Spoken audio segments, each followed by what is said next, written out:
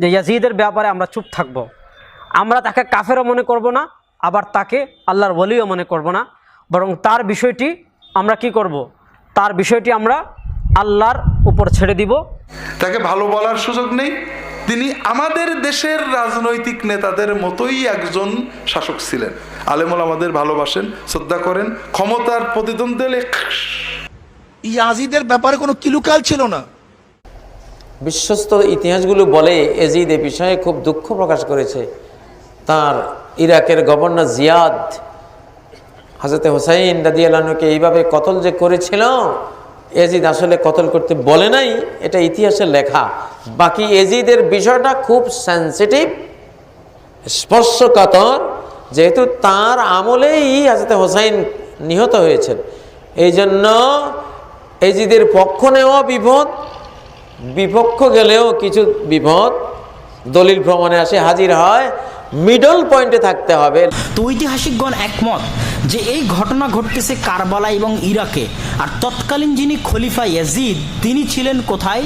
দামেস্কে, সিরিয়াতে, অনেক দূরে।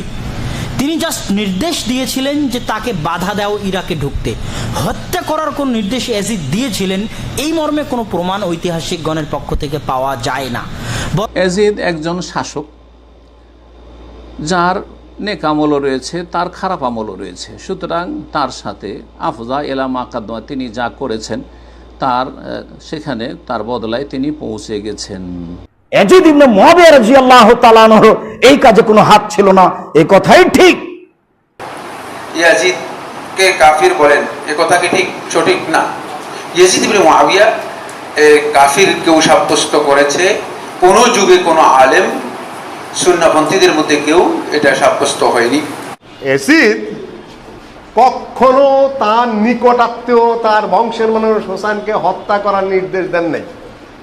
আর তখন ফোনও ছিল না, যোগাযোগের ব্যবস্থাও ছিল না, মাঠে ওই মুহূর্তে কি ঘটছে ইয়াজিদ জানতো না।